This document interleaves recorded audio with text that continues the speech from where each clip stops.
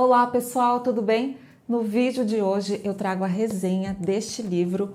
Meu nome é Selma. Para quem não me conhece, eu sou Marisol de Andrade, jornalista, e aqui eu compartilho dicas de leitura, escrita, língua portuguesa e por aí vai. Bom, eu gosto muito de ler biografias, livros, reportagem, e então eu recebi este livro da editora Selman, que é parceira aqui do canal.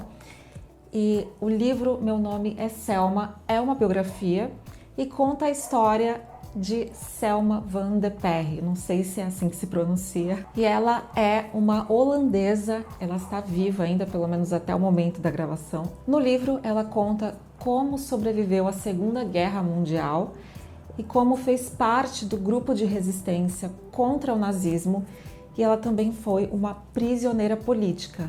Eu achei bastante interessante a história porque foi a primeira vez que eu li um livro sobre a Segunda Guerra Mundial, sob a perspectiva de uma prisioneira. E existem várias produções sobre a Segunda Guerra, não só livros, mas filmes, séries, e eu acho muito importante ter essas produções porque mostra sob vários pontos de vista, principalmente por conta da perseguição que os judeus e outros grupos sofreram. Então, acho que precisa mesmo reforçar para que não se repita no futuro, apesar de nós estarmos acompanhando no noticiário a guerra entre Rússia e Ucrânia, e também uma forma de se evitar notícias falsas e principalmente evitar deturpações na história, e também o perigo que corre de nós nos depararmos com mais grupos neonazistas e assim não há motivo de existência, não há por que existirem esses grupos. Então, por isso que é sempre importante a gente ter acesso à informação, a gente ler a respeito disso para que a gente mantenha a sanidade. Bom, Selma nasceu em 1922 em Amsterdã e ela vivia com seu pai, sua mãe e 3 irmãos. Eram 2 irmãos e uma irmã. E ela conta um pouco sobre os pais, avós e a família de Selma. Os pais e os irmãos viviam se mudando constantemente por causa da profissão do pai, que era ator, apresentador, então ele trabalhava nesse meio artístico. Eu achei bastante interessante que ela não trouxe apenas a história da vida dela, mas também todo um contexto social. Ela fala sobre o antes da guerra, o que aconteceu antes da guerra,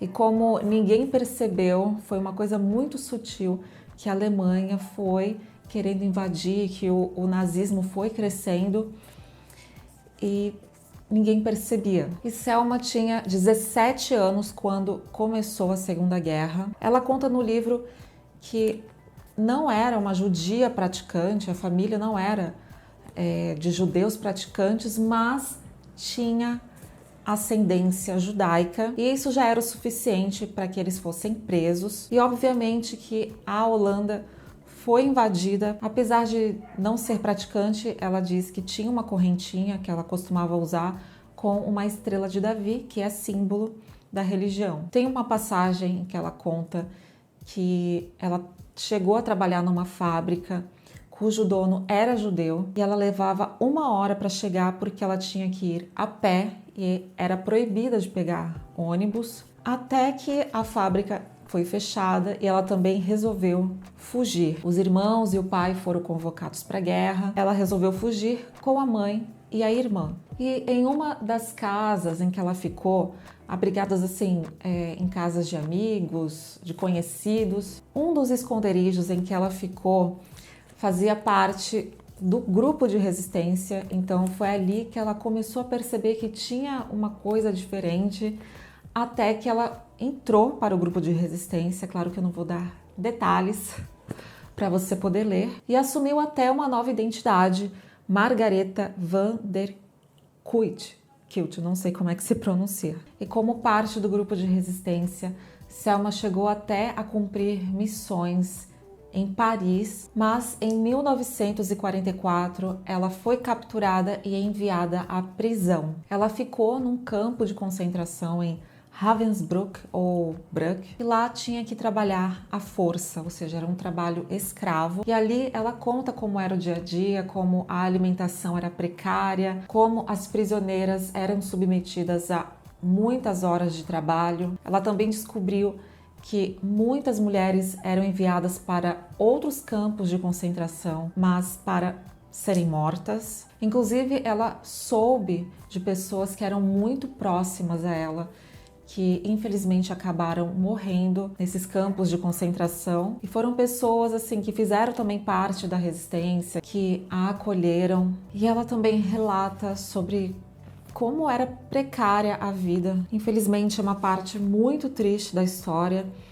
Ela conta também que muitas vezes os dormitórios eram superlotados e aí precisava dividir a cama com mais 4, 5 mulheres, passavam muito frio, fome. E uma parte muito sensível do relato dela é de um poema que ela recitava, e as regras eram muito severas.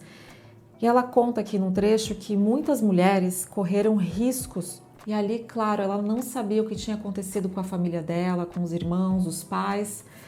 E tem um trecho aqui bastante interessante que ela diz: cheguei a me perguntar se os alemães não haviam encontrado uma forma de descobrir o que você estava pensando. Pode parecer bobagem agora, mas estávamos tão perturbadas com tudo o que acontecia que não éramos mais capazes de pensar com clareza. E tem um outro trecho em que ela diz que roubou papel e caneta para poder anotar trechos de outros poemas, mas isso era muito perigoso. Então, qualquer conduta que fugisse às regras, qualquer comportamento diferente, já era motivo para punição. E ela ainda disse: muitas mulheres correram riscos para escrever e desenhar, o que pode parecer estúpido, mas o espírito humano precisa dessas coisas para se manter vivo, e pequenos atos de independência e resistência nos ajudaram a seguir em frente. E claro, ela também vai contar como foi liberta assim que acabou a guerra, o que aconteceu com a sua família e pessoas que ela conheceu na prisão, conseguiu refazer a vida dela, ter uma profissão, chegou a se casar, e participa de encontros onde ela pode contar sobre a sua história para que, como eu disse no começo, isso não se repita. O livro tem algumas imagens, algumas fotografias dela, e aqui também, ó, na orelha tem uma foto dela atual. Então foi um livro que eu gostei muito de ler, porque eu sempre tomo cuidado para não dar spoilers, apenas informações para que você fique interessado no livro. Então vale muito a pena a leitura. É uma leitura muito fácil, e este foi o terceiro livro que eu li sobre Segunda Guerra. O primeiro foi um livro-reportagem, o segundo foi livro de história.